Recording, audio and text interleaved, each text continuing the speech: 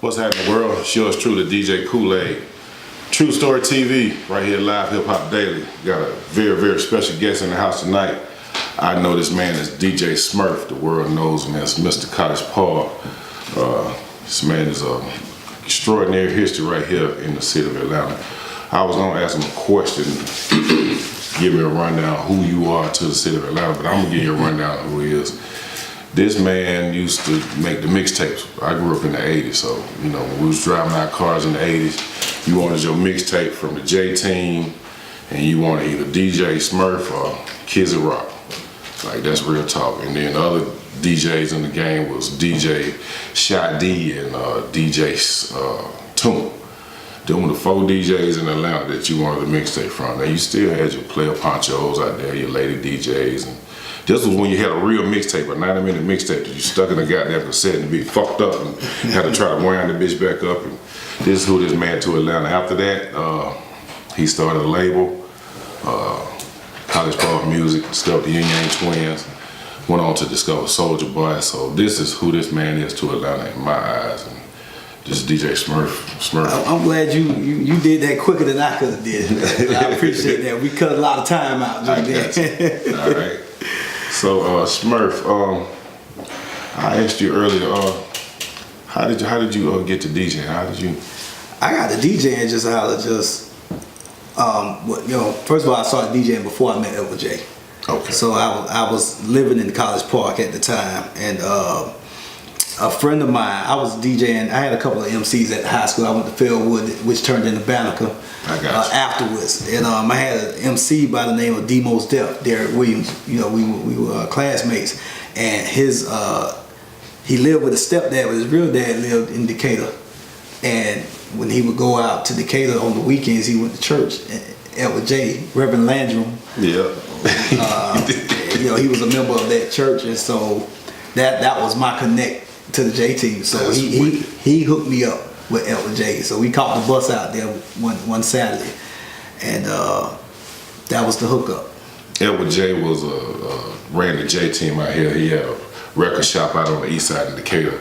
A lot of people didn't even know he was a preacher, but now you know that. Reverend Landrum was a preacher. Wait a minute, I won't say he was Deacon Landrum at that time. I'm not sure. I won't say he was a deacon, but he's Reverend Landrum now, for sure. For sure. So how did you end up in Atlanta? I was born in Orlando, Florida. Mm-hmm. A lot of people don't know that, but I moved up to Georgia when I was like 6 years old. Okay. And so, but I would go back and forth during the summer. You know, my family was still in Orlando, Florida, so every summer we would go back and spend the summer with cousins, grandmas, and all that stuff. So that's where my sound come from. Mm. You know, a lot of people don't know that my sound is a combination of Florida and Georgia, which is that's what makes my DNA unique, you know, as a music person from anybody else's. And I think that's, God blessed me with those transitions in life. And by me, back in Florida, we had a record store within walking distance from my grandma's house called Platter Shack. Okay. And we would walk up there, and I just remember before I even was old enough to know anything about DJing, that was to me would probably be the equivalent of these kids going into GameStop. That's the rush I got back then, going in and looking at when the 12 inches first came out, the 45s and all that stuff. I just would catch a rush even as a little boy, walking to the Platter Shack. So my experience is, you take them for granted when you're living through it. Mm-hmm. But then when you look back, you're like, dang, I remember, that's where the bug came from. And so just coming from that, I always had an interest in music, but it was some older DJs in my neighborhood, Point Ridge, in College Park, that had turntables and stuff, and I would go over their house and mess around a little bit, but that's where the actual turntable stuff came in, and that was, I might have been 7th or 8th grade back then when that was going on. So yeah, it started early. Okay. So you were also known for the Miami bass sound that came out of Atlanta, and that's interesting that you just spoke that you was from Florida, because basically in Atlanta the whole playlist in the 90s, the early 90s, Miami, Atlanta bass music. Right. So how did you make the transformation from a DJ to actually making the music, or did you always know? You know what's crazy? Going back to like even, and I'm just really thinking about this now. I was turned on to Jam Pony way before I was turned on to Edward J. You know, even as a fan of it before I met Edward J, or before I met them cats from Big Ace and them from Jam Pony, I heard of their tapes first because my cousins, when I would go back, as a jit, as they say in Florida, would have the Jam Pony tapes, and so that energy came to me before the Atlanta energy came to me, and the transition, I don't know, man. It was just like, it was just there. Music is truly a soundtrack to your life, so it was always playing in the background. You know what I'm saying? Yeah. And so when I started DJing, you start pulling from those experiences, and it just comes natural. So I always incorporated what I knew, what I heard. Magic Mike was DJing at the skate rink before I was old enough to even go to the skate rink. Yeah, absolutely. And now I got Magic Mike commenting on my IG post. It's the weirdest, like, it's the dopest thing in the world to me, because just like somebody is a fan of my work, I was a huge fan of DJ Magic Mike. Yeah. He was God to me. Yeah, you know what I mean? DJ Magic Mike was God to me. He was going gold and platinum before we even knew what it was. Yeah. You know what I'm saying? And so just picking up from just stuff I heard, it just got into my bloodstream. And so when I started actually touching drum machines and turntables, I just, it came through. So you were a producer behind a lot of your work? My personal DJ Smurf stuff, I did all my stuff. I learned, honestly, Cooley C. I remember. Cooley C, before I won't say before I had a drum machine, I would go over Cooley C house when he was working with the Hard Boys and stuff like that. And Swift C, DJ Swift C, who's now the tour DJ for 112. Who Rock, D Rock, I go back like that. And so I was always up under somebody, learning, just watching and learning, you know what I'm saying? So those cats really showed me how to put beats together. I remember I would take songs I wanted to sample to Cooley C, and he would actually do the beats for me before I even knew what I was doing. And so, again, put the stuff together that that was in me. I learned how to put it together in the machines just from learning from other DJs. So I came up, like I said, Cooley C and Swift C were probably two of the biggest, and even DJ Man, who was DJing for Shy D before I started. Yeah. You know what I mean? So I come from a good line. My bloodline is strong. Yeah. Yeah. Yeah, you just named some real strong DJ. Yeah. I forgot about Man. Yeah, he was, you wanted a Man or a Shy D, because Shy D kind of And DJ Lynn. Yeah. Success and Effect. Yeah. A-Town Players. Yeah. Yeah. That was a real. So in that Freaknik era, how did it feel being on top of Atlanta music like that? You know what? For me, man, I didn't know it at the time, but we were the soundtrack to Atlanta before all that stuff came and was put on top of it. So it was like, that's like somebody coming to your city. You know what I mean? So I never felt like it was a big deal, but I never felt like that was us. So I couldn't get excited in that way, because it's like people were being introduced to what we were already doing. Yeah. You know what I'm saying? The vibe that was already laid by the dance crews, the DJs, LJ. We provided the vibe. Even when kids was coming here to go to college, when they got a hold to this Atlanta vibe, they were able to show it to their friends. When they went home or when they came. So we were like so intricate to what that was. It wasn't a big deal to me how other people looked at it. I got you.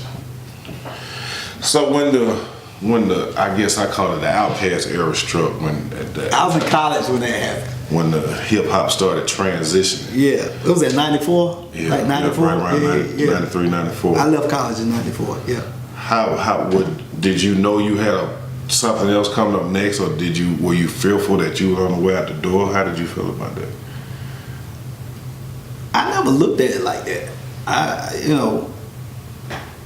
First of all, I didn't know where it came from. Yeah. Because it's just like, to me, it's like it came out of nowhere. Because the bass sound was everywhere. Yeah. You know what I mean? And so you had groups like the Ghetto Mafia. I don't know if Outkast was before or after Ghetto Mafia. No, they was actually after them. After. Yeah, they were the right. big, yeah. They were one that made so, but I say that to make this point, that you had groups that did music that wasn't bass music, but you knew about it. Yeah. Now, if the Hard Boys or Ghetto Mafia would have blew up to this big thing, we could have said, okay, we saw that coming. Outkast. And this is why I love when true artistry gets a chance to shine, because it didn't matter. That's how good it was. But to me, it wasn't an either or at that time. Who knew Outkast was gonna become what they became? Yeah. And to me, Outkast ain't what took the bass music out. It was No Limit. Master P brought that dope game mentality to the music game, and he just put too much product out there. And pushed us right on out the door. The tempo went down. Yeah, you're right. That's when I started like, yo, I don't know what the fuck I'm gonna do now, and that's when I transitioned from being, an artist, because at that time I had made like 4 albums as DJ Smurf, and then when P came, when No Limit came, that's when I transitioned out of the rapping DJing to running the label, because I wouldn't call it a CEO. I just knew that I did what I did well, and I wasn't finna try to imitate or do something that wasn't me to fit in. So I had to just change my role up. Yeah, I got that. So how did you discover or get in touch with the Yin Yang Twins? How did that happen? Well, D-Rock was on Ichiban Records where I was signed, and I knew Diamond, Diamond was actually the artist on Bankhead Bounce, featuring D-Rock. Okay. And so Diamond was signed to Elektra, D-Rock was signed to Ichiban. And so at the time that I met D-Rock, he was just like this kid that had a record deal over there with no team or whatever. So when I would go into Ichiban to discuss DJ Smurf business, somebody would come walk through talking about D-Rock, and like they'd be like, oh, like the way that they would talk about him, it concerned me, just because it was like nobody cared after his situation kind of blew up. And so I was like, yo, well, let me do a remix for D-Rock on his album. Let me do a record. Some kind of way we set up a swap out through the A&R. I want to say it was Brad. I can't remember Brad's last name. So although I knew D-Rock, that's how the music connection came. I got you. I did something for him, and actually the record he swapped out with me is the first time the Yin Yang Twins performed as a group. Was on the DJ Smurf album. It was a song called 101 on my Dead Crunk album. Message. Yeah. Okay. Yeah. So that was your first successful group, and they became very successful. Did they leave, or did that relationship go bad? Or they grew up. And I've learned over the years, it's crazy. You could insert anybody in the artist role, and more often than not, they all will make the same mistakes. I don't care who you are.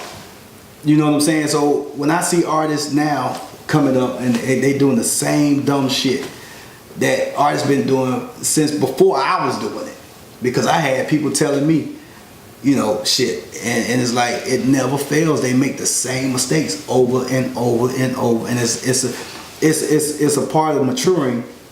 Sometimes you run across an artist that will mature ahead of his time, but most times they in the middle of the game. Yeah. And you know what I'm saying? It takes a strong person with heavy foundation to overcome what comes with this music business, especially when it's going good. Yeah. When it's going good, boy, I tell them I'm not jealous of any successful artist, because I don't know what that weight feels. I don't know what getting up in the morning, from the time you walk out your door, you don't belong to yourself no more. You're not you no more. You whatever I need you to do. And what these fans running up on you need you to be, from the time you walk out your door to the time you go back home. That's a lot of pressure for any human. I've never heard it put that way, but that. And so you have to take that into consideration when you, and then you start throwing the drugs, the alcohol, the money in with that. Come on, man. Yeah, you don't get the same results. So after the Yin Yang Twins, you were involved in another. Not disclaimer, not saying that any of our artists was on drugs and all that. Yeah, message. Yeah, just to clear that up. Speaking in general. Yeah, speaking in general. So after Yin Yang, you was involved with another monumental, and I call it monumental because it was kind of the first, to my knowledge, unless it was another, it was the first guy, first artist that came through in what we now live in is the digital era. Right. Which was Soulja Boy. Right. How did that relationship start? On the internet. You met him on the internet? Well, he was brought to my attention on the internet when MySpace. A guy showed me his MySpace page, and this before I knew about. I won't say I might have even had a MySpace page, but I wasn't on it like that. Yeah. So this cat, matter of fact, I did an interview with this cat just like me and you sitting here, and after the interview was over, he said, "Let me show you something," and pulled up Soulja Boy's MySpace page, and I looked at it, I was like, "Oh, okay," and that was that at that time.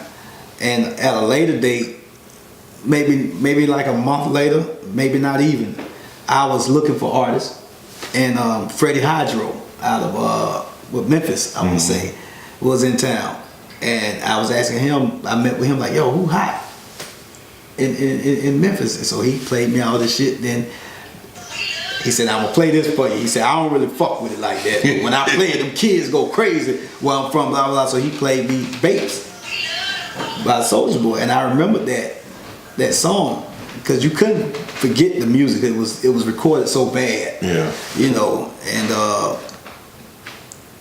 And when I heard that, bro, I was like, "Oh shit, that's the Freddie Hydro was like a real DJ though. He wasn't like no joke. Like it was like, okay, if this the same kid." So that's when the light bulb went off, and that's when I went and started really looking him up, and like his information was right on his MySpace page. So I called him, and that's what happened. Hey. I might have texted him on the two-way first, one of the two, but that's how we linked up. So did you know, once you linked up with him, did you know that he was gonna pop the way he did? Yes. Okay. Yes, it wasn't no doubt because all the A&R guesswork had been. Everybody know the game now. Everybody's running the same plays now. The labels got rooms of motherfuckers just going through the internet to see who got the numbers. Social media. Right. They just looking for the numbers now. You don't even have to know music no more. You know what I'm saying? So everybody knows that game now. But back then, he was the first that I knew about. Like you say, he was the first that I knew about. But here's the difference. When Freddie Hydro brought him to my attention, that was the connection to the real world. Speaking on that, when Soulja Boy did come out, the fact that he didn't come through the clubs, it was interesting that I loved it. You came, Yeah. and said, "Kool-Aid, I need y'all on this." Right. But the radio, the world was on it, but you still said, right, "I need y'all on this." Right. And I didn't understand it at the time, but now I see because you want to have that street connection his own hometown. You got to. In no disrespect, even after I stopped working with Soulja Boy, I always said that was the reason why he couldn't take over the world, because he couldn't come from the internet to the real world and make it. To this day, he still got a social media presence. For somebody who hadn't had a record in a while, he still has a presence. If he could translate that even now to anything in the real world, you still got to connect in the real world with real people, because we try to make money. This ain't hype. Yeah. Hype don't pay no bills. Yeah, being popular. Right. Yeah. That don't pay shit. So you got to be able to move something somewhere. What do you think about the music now? I mean, I heard Snoop. I put you a Snoop on the side. It's some. You can't judge it really. I go through my little phases to where maybe about 4 or 5 years ago, I was really frustrated with it. When the whole, I don't even know if they were calling it mumble rap at the time. It might have been before they actually started calling it mumble rap, but it had gotten so redundant and just the artistry of it went away. It seems now it seems like it's coming back now. In the last couple of years, it's coming back. But before, you know, you had the J. Coles and the Kendricks and all that influence in the game. Now people actually care about, you got a pocket of artists that actually care about the music they put out now. But for a minute, it just seems like nobody cared. Even Migos. I love Migos. They are, for what they do, they are good at it. And to me, the Migos honestly helped me wrap my head around everybody else that was doing that shit. Because I said, okay, these are the leaders. These are true artists in the studio doing this shit. You know, there's a skill set here. I can't put my finger on the rest of this shit, but it sounds like they trying to do what these niggas do. You know what I mean? So honestly, the Migos helped me accept what was going on. Everybody ain't gonna be that good at it. You know what I mean? Yeah. And for me, when you got other rappers like Chance, and when you got a balance out there, I can deal more with that. But when it's just that, it's hard to stomach. You know, I think that's at any time, like any generation, you had flavors you could pick from. But for a minute, across the board, it was just that. Yeah. Because Atlanta's stake in this game, we still got the game by the nuts. How we move I still to this day, I trip out when I hear New York niggas, and I can't tell they from New York till I read the bio or hear somebody interview them, because they sound, we done took it. Yeah. And when you look at the time frame now, it's been a minute. Yeah. But when you look at the difference between what we were able to do in either coast, the sound, everybody don't sound like the same. You had Outkast, and then you had Yin Yang Twins, and you had Bone Crusher, you had T.I., you had Luda. It's such a diversity sonically. That's why I think we continue to thrive. When the East Coast had it, you knew an East Coast record when it came on, before the nigga even opened his mouth. Same thing with the West Coast. But everybody was doing the same shit is what I'm saying. So I think it makes me proud now to see that the influence that, because I remember being in New York for the first time in the morning and hearing Damn on Hot. And a tear almost came out my eye, because it was almost like, okay, we fought. I was a part of that fight of going up there and niggas not fucking with us.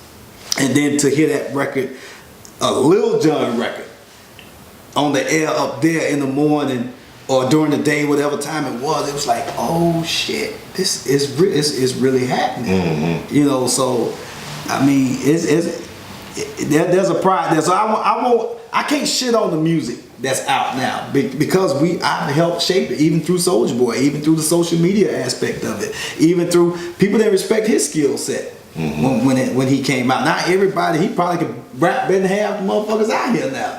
That's funny to me within itself. You know, so I mean, he birthed half these niggas out here, really. Yeah, you're right, because it's digital now. Right, but even the way they rap, even the way they sound, I can put on Gucci bandana right now, and you be like, oh shit, Soulja was ahead of his time on the mic. What? You know what I'm saying? So yeah.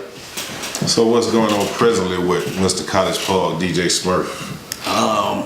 Really, right now, I started back DJing, but as a part of the DJing, what interested me into getting back into DJing was when the electronic dance music thing was popping a few years ago, and the whole twerk phase with Miley Cyrus was popping.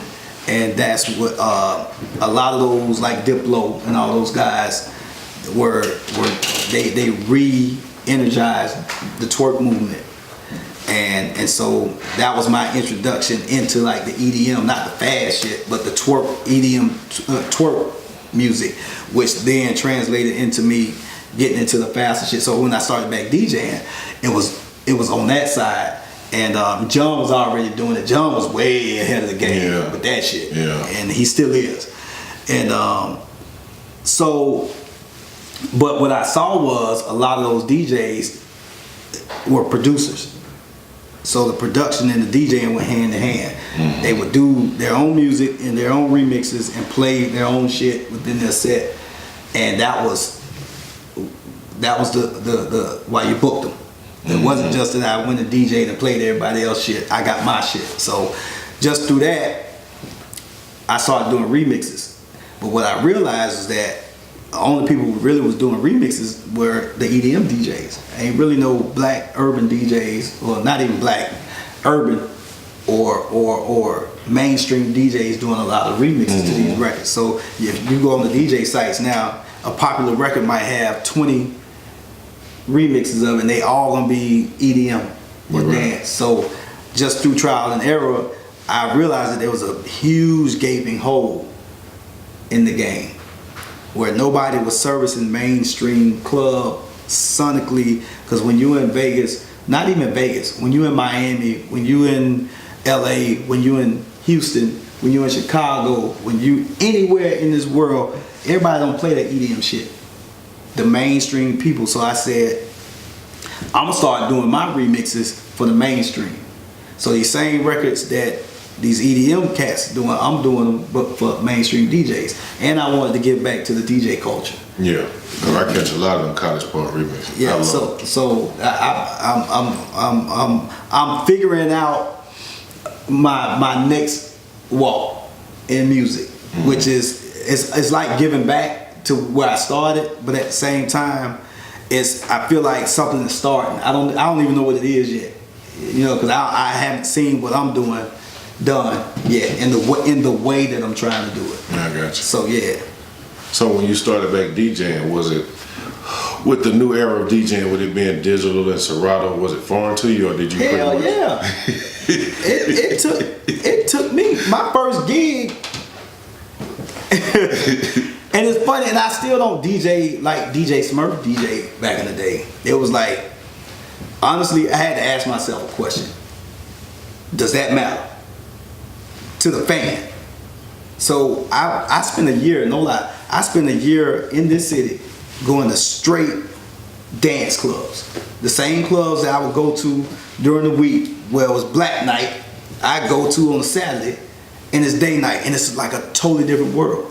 So I did this for a whole year. I went to Tongue and Groove, Havana, which I had never been on nothing but black night. When they let somebody come in and promote that night. That's the only thing I knew. Opera on day night. And so I did this for a whole year, and I watched. And I said, this is where it's at, because no offense, like ain't no money in the hood DJing. Not unless you promote them. Yeah. But they not breaking no DJ off just to come in there and, you know. And so when I was DJing at DJ Smurf, I had graduated into doing my own shit, because I wasn't with coming in and because at that time I was bringing the crowd. So I wasn't with letting no promoter, cap off me. So anyway, I saw what the DJs in the world where I wanted to go, how that was going. So I asked myself, do I want to be a scratching ass trick DJ? So with the EDM, it was all CDJs, wasn't no wax. She had a couple of DJs like A-Track, but for the most part it was CDJs. And so I didn't know what Serato was, none of that shit. And so that's what I learned on, and I'm still on CDJs to this day. And I broke down and got a record box controller because I started wanting to just do little cool shit, like at little lounges and shit that I wouldn't do, because I honestly, very rarely could I let somebody book me here and they have a setup with CDJ 2000s. Everybody had variations of what the mother boys using. They spent the money. You know what I mean? And I spent the money for my setup. That's what I learned on. That's all I knew. So all the older shit, if I come in and they got that, I'm like, yo, I don't know what the fuck this is. So I hate to say it, but my people. You know what I mean? So I finally broke down, because I got people who I'm cool with, that would ask me to do little shit, and I'd be like, nah, I can't fuck around. So I bought the controller, so now I can just bring my controller and plug in now. So yeah, so that, I mean, that's, to me now, it's all about, after all I've been through with artists and music, is just finding peace and being okay and reinvention. Always reinventing yourself. And I don't keep nothing. I had to order some DJ Smurf albums off Amazon because I ain't have them, and I got them. They were still in the plastic. I ain't even opened them up. I say that to say I don't look back. Yeah. So I don't dwell on the shit I did 10 years ago. That nigga, it's great. Don't get me wrong. I really love it. I appreciate it. But if you get stuck in that shit, that's where you're gonna be at. I don't want to be telling you when I walk through the door.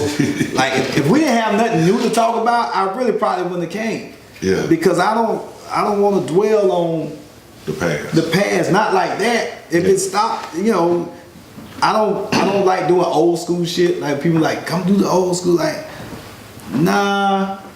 I'm doing a party for a partner of mine because I know him personally. That means a lot to him. That's some old school shit. But I do some old school shit like that. Yeah. But I'm not finna go to Kiss 104 and be the old school nigga on the weekend. Nah, I don't want that. Yeah. You know what I mean? So yeah. I got you. So the look forward to Mr. College Park is the future new shit, not none of the old shit. Yeah, because it's like, for my sound, it's still relevant. You can go to any city, you can go abroad and hear the shit that we did. Hell, Wobble's still like the biggest wedding song. I never dreamt that I'd be a part of something like that. Yeah, that's crazy. Yeah. But between that, the Yin Yang set that you can go to in any party, young or old, Yin Yang still getting booked at white colleges. Mm. So I'm saying the sound that we put out there to the world, the genre of twerk, not bounce, but twerk. I feel like we can claim that. Yeah. Like we did that. Yeah. Which is twerk for me. The sound, the Yin Yang twerk sound is a combination of my Florida and Georgia background. Roots. You know what I mean? So that's moving forward to me, is reintroducing that sound in a way that people will take it and not trying to force it down their throat. You know what I mean? Gotcha. Well, once again, World had a great interview, great time with my player, my partner, my real friend, DJ Smurf, Mr. College Park. Enjoy it. Enjoy that. What's up? True Story TV, yours truly, DJ Kool-Aid, giving a shout out to my sponsors. Gotta give a shout out to 24/7, the gym that I go to. When I first started shooting, I saw myself on camera like a goddamn Michelin man, so I got my sponsor 24/7. Like okay. I ain't never in my life tried to lose weight. But you know what though, man? And not only it's like, if you want to be here, yeah, you gotta start taking care of yourself at some point. Now you know that nightlife ain't no joke. Yeah, and I'm a 25-year veteran of sex, drugs, and hip hop. Like, nigga, so you ain't gotta tell me. It's a blessing for you to even be here. Yeah, giving a shout out to the network, Live Hip Hop Daily, my man JB, J Black, Mr. Hurd, goddamn Fred back there with the helmet on. We got some more. We got a great season coming for you. So stay tuned. We're gonna put it out more out there for you. It's True Story TV. DJ Kool-Aid signing out.